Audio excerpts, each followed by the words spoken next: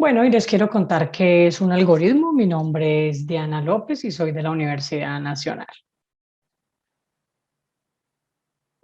Un algoritmo es una secuencia de pasos precisos, finitos, definidos, que permiten resolver un problema, así como lo vemos en esta figura. Básicamente lo que tenemos aquí es una entrada de datos y una salida con una serie de procedimientos internos, ¿sí? Y vamos a entonces hablar un poquito sobre este tipo de estructura. Básicamente, el algoritmo tiene tres partes. Una entrada, que son los datos que se le dan al algoritmo. En este caso, hemos definido dos variables, donde A es igual a 1 y B es igual a 2. Luego tenemos un siguiente procedimiento que lo vamos a llamar proceso, que son las operaciones que se hacen con los datos. Básicamente aquí, por ejemplo, definimos otra variable que es C, donde C es igual a más B, y luego pues tenemos un resultado final que llamamos salida, que se obtiene precisamente de esas operaciones que se llevan a cabo en el proceso, y en ese caso pues el resultado sería 3, pero básicamente lo que va a hacer el algoritmo es retornarnos el valor de la variable C. Estos algoritmos se deben escribir en un lenguaje de programación. Hay diferentes lenguajes de programación como R, SQL, Java, Scala, Julia, Python, MATLAB, Bash, C++, entre otros, ¿cierto? Y digamos que una manera para que nosotros, los seres humanos, lo entendamos es ese tipo de algoritmos o ese tipo de códigos escritos es un pseudocódigo, ¿sí? Un pseudocódigo es básicamente una forma para representar esos pasos para una solución a un problema o un algoritmo. Y lo llamamos pseudo. Pseudo significa falso, un código falso, porque no está hecho para que lo entienda una máquina, está hecho para que nosotros los humanos lo entendamos y miremos cuáles son los pasos que se van a llevar a cabo. Básicamente siempre comenzamos en un inicio, donde declaramos las variables, declaramos las constantes y las operaciones que se llevan a cabo, que ustedes lo pueden ver aquí en esas cajas verdes, naranjas o moradas.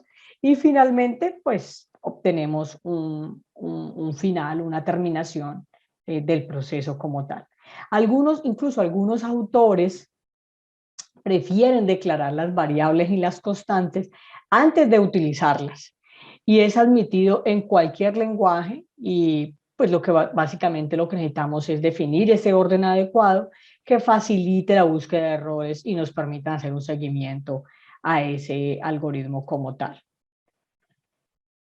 Como ya pueden ver, pues básicamente esos diagramas, esa forma de representar ese código, ese pseudocódigo, está basado en unos símbolos estandarizados por el Instituto Nacional Americano de Estándares, mediante los cuales se representa de manera gráfica ese algoritmo y permiten visualizar el flujo de los datos cuando se procesan y hacia dónde se dirigen dichas salidas de cada proceso para ingresar en el siguiente hasta que termine el algoritmo.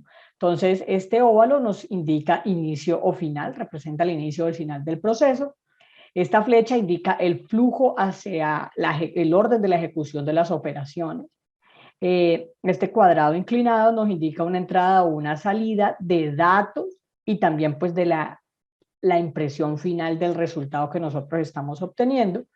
Un cuadrado normal nos indica un proceso que puede representar cualquier tipo de operación y un diamante nos indica una decisión. Nos permite entonces ahí analizar una situación y determinar si esa situación es verdadera o falsa, y pues un condicional y tomar una decisión. Así que la estructura de un algoritmo en un pseudocódigo, básicamente lo que presenta esta estructura, un proceso, siempre comienza con la palabra proceso o alternativamente también con la palabra algoritmo, seguida del nombre del programa, luego viene una secuencia de acciones, que son las variables o los procedimientos que nosotros vamos a realizar, y todas las instrucciones que nosotros queramos poner dentro del algoritmo, y luego viene la palabra fin proceso o fin algoritmo para indicar que hemos terminado. Entonces, en las acciones, pues nosotros vamos a definir variables, por ejemplo, en este caso, diferentes maneras de representar que X es igual a Y, ¿cierto? O sea, X flechita Y, o X dos puntos igual a Y, o X igual a Y. Todo nos indica que a X se le va a asignar el valor de Y. Así que esto lo podemos hacer para las diferentes instrucciones que nosotros queremos realizar. Finalmente, les dejo algunas referencias y muchas gracias.